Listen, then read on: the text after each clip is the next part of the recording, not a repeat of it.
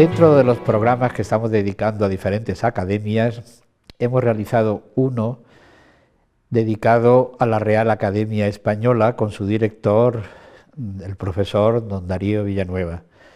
Y nos faltaba otro, que era el de la Asociación de Academias de la Lengua Española, cuyo secretario general, el profesor Humberto López Morales, nos visita hoy. La asociación está muy ligada o pertenece al núcleo de Asociación de Academias y que realmente tiene su sede aquí en Madrid, en la sede de la Real Academia Española. Y hoy vamos a hablar con don Humberto López Morales de cuál es la labor de esta asociación. En primer lugar, bienvenido, profesor López Morales. Bien hallado. El profesor López Morales es catedrático de la Universidad de Puerto Rico, pertenece a esa Academia de la Lengua de Puerto Rico y que desde hace ya bastantes años ocupa la Secretaría General de esta Asociación de Academias. Profesor, ¿cuál es la labor fundamental de este conglomerado? Efectivamente. Bueno, la intención no partió realmente de la Academia Española, sino que partió fundamentalmente de una academia que es la mexicana. Ellos tenían entonces una idea muy clara, que después comprendimos que verdaderamente era así como debíamos haber trabajado, que las academias estaban todas muy por su lado, haciendo cosas unas así, otras allá, etcétera, y que sería estupendo pues hacer una relación conjunta para que todo el mundo trabajase. Fue en México en el año 1951, exactamente, patrocinado por el presidente mexicano de entonces, sí. Miguel Alemán. Fue algo verdaderamente muy, bueno, yo no estaba allí para verlo, evidentemente, pero después que he visto cosas y que he leído cosas, me he quedado muy emocionado de ver cómo aquella gente, con una estupenda gana de hacer cosas bien hechas y de aprovechar aquellas circunstancias que daba la vida para que las academias se pudieran reunir entre ellas, pues aquello fue una cosa muy bonita y muy interesante. Después ya las cosas fueron mejorándose, como siempre sucede, evidentemente, pero aquel inicio fue un inicio verdaderamente conmovedor en muchos sentidos. Y la función fundamental de todas las academias, incluidas la de Madrid, la Real Academia, cuya ejerce la presidencia de la asociación, pero fundamentalmente es velar por la unidad del idioma y velar también por el buen uso del idioma, ¿verdad? Eso es algo absolutamente fundamental. No es lo único, ciertamente, pero es, desde luego, lo más importante de todo. Porque, desde luego, no se puede pensar en que una academia por aquí y otra por allá puedan hacer cosas conjuntas. Eso es una utopía que no es posible.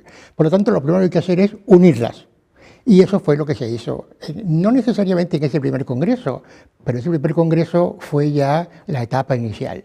Cuando se hace el segundo congreso, que se hace ya en España, pues entonces efectivamente ahí es cuando las academias se unen y empiezan a actuar, desde luego, ya en consecuencia. Además hay un hecho significativo, puesto que está unido a la realidad política de entonces, es que en el año 1951 las relaciones de España con México no eran muy buenas, por decirlo de alguna manera, debido a que allí había muchos republicanos y el sistema franquista realmente parecía que no estaba bien visto, ¿no?, esas relaciones con México. Afortunadamente eso se deshizo, el segundo congreso ya se realizó aquí en España y desde entonces la unión ha hecho o ha resultado tener muy buenos frutos, ¿no?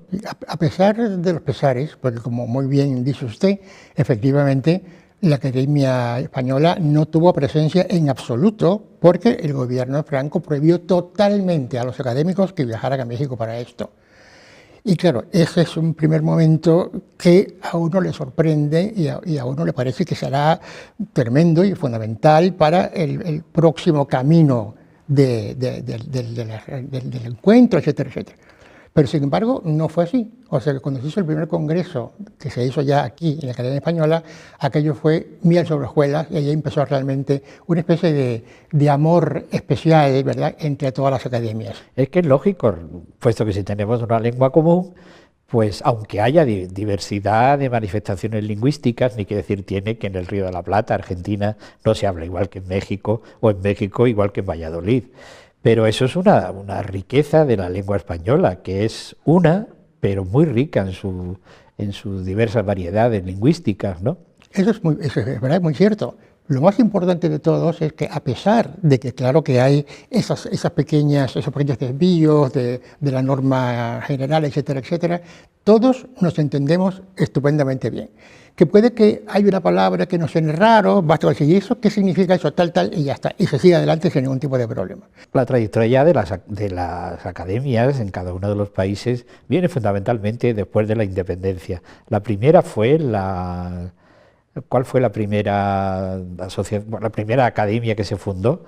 Bueno, la que se fundaron desde luego antes, pero si estamos hablando ahora de cuándo se inicia la cosa compacta de todas las academias, ¿verdad?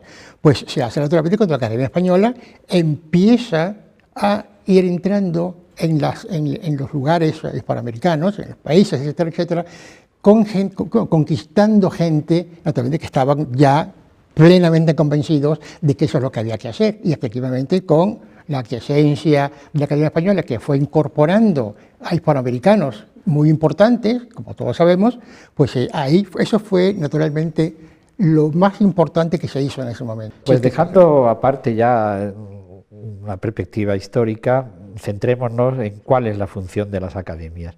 Y realmente lo que sí es cierto que la trayectoria del uso y la buena guía de la lengua española, habría que distinguir dos periodos, donde era la Real Academia Española la que ponía orden y limpiaba y fijaba y daba esplendor, y una segunda etapa de no hace mucho, donde ya se hace todo conjuntamente.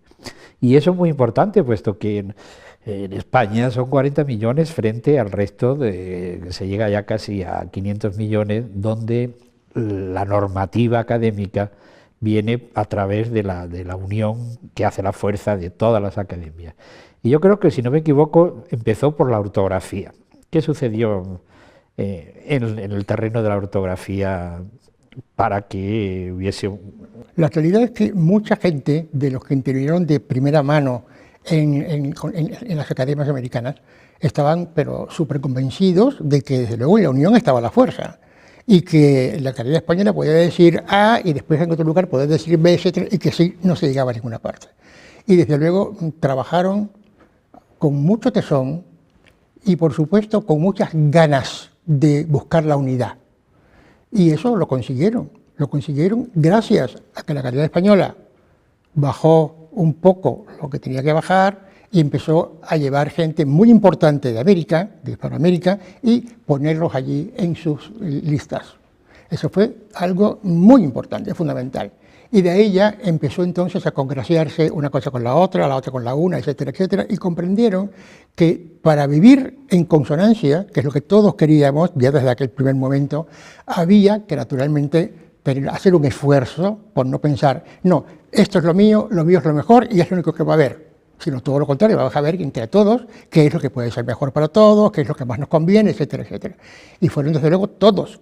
Mira que se ha acusado muchísimo de que los académicos de aquí, tal, que si son así, que si son duros, que si no. Eso es completamente falso. Bueno, hubo también por respecto a la ortografía, hubo también sus discrepancias.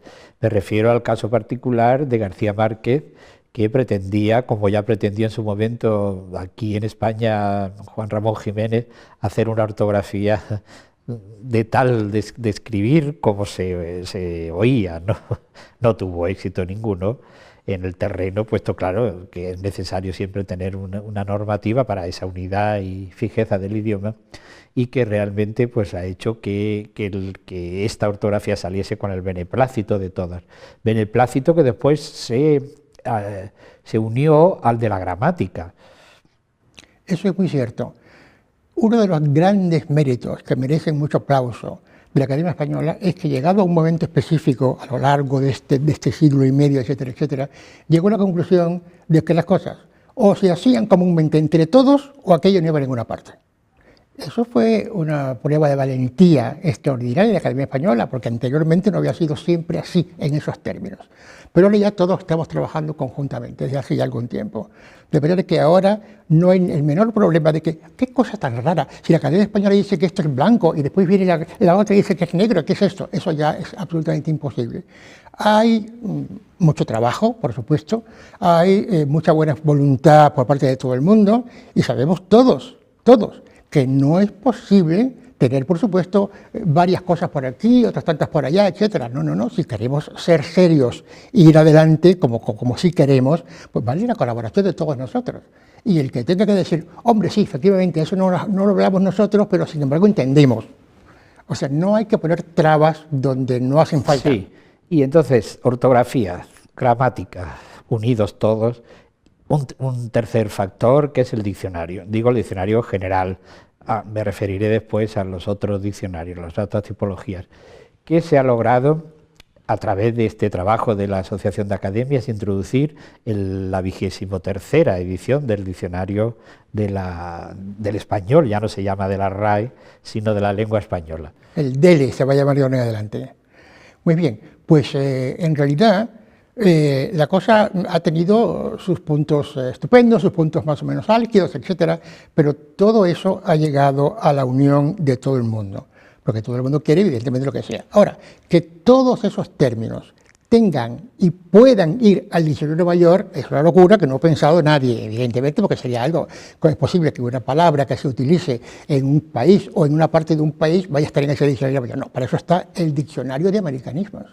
No había ninguno. Había efectivamente muchos deseos, muchos buenos motivos, y creemos, porque tenemos que tal. Pero en realidad, hasta que no empezamos a trabajar en nuestro diccionario de hispanismo en general, pues aquello no fue adelante. Es decir, que el diccionario general se ha limpiado de muchos americanismos que no tenían mucha vigencia en la actualidad, el diccionario general. Y aparte de todo eso, y se han introducido, ni que decir tiene, americanismos, voces nuevas, se ha realizado, y eso bajo la dirección de Humberto López Morales, el diccionario de americanismos, que es un diccionario no solamente útil, sino utilísimo para ver aspectos de que son argentinismos o mexicanismos o cualquier tipo de manifestación. Claro. Ese diccionario ha sido muy importante, ¿no? Sí, yo creo que sí. Pero desde luego la Academia Española ha tenido el cuidado de decir, bueno, vamos a poner un límite. Es decir, pues entonces aquellos términos que se usen, ¿verdad?, en 3 países americanos o en más de 3, van al diccionario mayor. Pero claro, si solamente se maneja ese término en un país o en una parte de un país o en 2, pues evidentemente eso sería ya tener un diccionario verdaderamente pues mastodóntico, y eso no es lo que queremos. Y por eso vimos que era completamente necesario hacer un diccionario de americanismos, donde todas esas cosas sí podían ir evidentemente, podían y tenían que ir. Y bueno, hemos tenido la suerte enorme de que a pesar de que se hizo con alguna premura a la hora de presentar al público ya ese diccionario de americanismos, a pesar de eso ha tenido un éxito tremendo, va por la 2ª edición y ya estamos preparando una revisión a fondo para una 3ª edición que será pues dentro de un año y medio aproximadamente. Y luego, dentro de cada una de las academias, afortunadamente, también están surgiendo una serie de trabajos muy importantes relacionados ya cada uno con su ámbito. Diccionario de mexicanismos, diccionario de argentinismos, me parece. Sí, en fin, sí. De chilenismos. Eso es, y que están haciendo también el modo, unas peculiaridades recogidas en estos diccionarios de cada uno, y además no solamente los diccionarios específicos de cada zona, sino también tienen sus boletines, ¿no?, sus publicaciones, tanto la Academia Norteamericana de la Lengua Española, de la cual yo también me honro en ser académico correspondiente, como usted, pues tienen sus glosas, ¿no?, su revista, también tienen una revista digital, la Academia Argentina, es decir, que están también produciendo una serie de trabajos de investigación sobre los modos específicos de hablar en estas zonas. Sí, y además algo muy necesario, efectivamente. Yo creo que no hay una sola academia que no tenga su diccionario según pudieran haber trabajado con el elemento de que disponían. Pero en general eso ha sido así, y eso es estupendo, porque que las academias, aunque sean lejanas, pobres, etcétera, con muchos problemas económicos y de todo tipo, que esas academias se esfuercen por hacer un pequeño diccionario regional, eso es para aplaudirla, pero desde luego sin edie, porque es un esfuerzo verdaderamente muy grande. Y a nosotros nos viene como anillo al dedo, que duda cabe, porque no es lo mismo no saber qué está pasando en el lugar X, a decir así, mira, acá hay un diccionario que nos han enviado donde dice estas palabras y tal.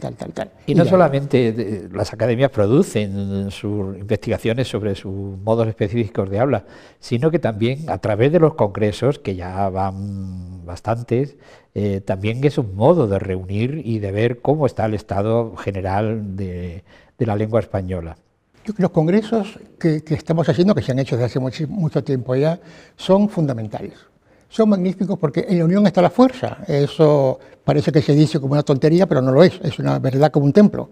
Y efectivamente las personas que puedan ir allí, por supuesto que invitamos a los directores y a otras personas que no son los directores, como pueden ser pues yo, pues lo que fuesen. 2 personas, pues eso sí. Pero después hay muchas otras que sí que pueden, motu propio, que pueden ir, etcétera, y se den cuenta de lo que se trabaja, cómo se trabaja, lo que verdaderamente tenemos que hacer y lo que no tenemos que hacer, etcétera, etcétera. Yo creo que los congresos han sido y siguen siendo absolutamente fundamentales, no solamente por lo que acabo de decir, sino que además pues ayuda muchísimo a obtener amistades y dice, pero si me han dicho que está usted trabajando sobre tal cosa, y a mí también me gustaría, ¿por qué nos ponemos de acuerdo? Ese tipo de cosas que son verdaderamente muy importantes para todo absolutamente. Y dentro de esos 500 millones de hablantes hay 2 fundamentalmente que merecen al menos la atención que según considero yo. Uno es el español en Estados Unidos, que va a tener una fuerza importantísima dentro de nada, casi 50 millones, mucho más que España, ¿no? Y la segunda, la de la nueva creación de la Academia Guineana de la Lengua Española. ¿Cómo está ese proceso? Bueno, vamos a empezar al final. Lo de la Academia Guineana está todavía en proyecto, que se verá durante un tiempo importante. El gobierno anterior de España, por ejemplo, que se negaba totalmente por miedo a que hubiese infiltraciones de otro tipo, etcétera, etcétera. Pero parece que el gobierno actual sí está dando libre paso y las cosas van marchando adecuadamente. No creo que este año pueda llegar a hacerse nada importante, pero el año próximo sí, sin duda alguna. Ellos también mandan 2 o 3 representantes a nuestros congresos. Y por supuesto, de ahora todos estamos completamente decididos a que efectivamente esta academia viva. ¿Y el español en Estados Unidos? Bueno, yo creo que eso es algo imparable. Imparable. Dentro de muy poco tiempo, los Estados Unidos tendrán el mayor número de hispanohablantes de todos, incluyendo México. Ya están ahí cercanos, acercándose cada vez más. Pero aquello es que no pasa, o sea que uno ve, por ejemplo, cuando se hacen algunas investigaciones y demás, uno ve cómo están los estudios de primaria y de secundaria del español en los Estados Unidos y uno se queda absolutamente atónito, porque desde luego nada más, ni el francés, ni el alemán, nada, ninguna lengua extranjera puede competir con el español ahora mismo en los Estados Unidos. Y seguramente que si vamos a analizar otras partes de Europa, vamos a encontrarnos con algo parecido. Pues hemos trazado unas líneas, no todas, ni que decir tiene, pero sí las más importantes y significativas de la Asociación de Academias de la Lengua Española, bajo la presidencia de don Darío Villanueva y la Secretaría General de don Humberto López Morales, para ver que realmente nuestra lengua es muy rica, pero es una. Muchas gracias, profesor López Morales, por estar con nosotros. Muchas gracias a ustedes por la invitación. Muy bien.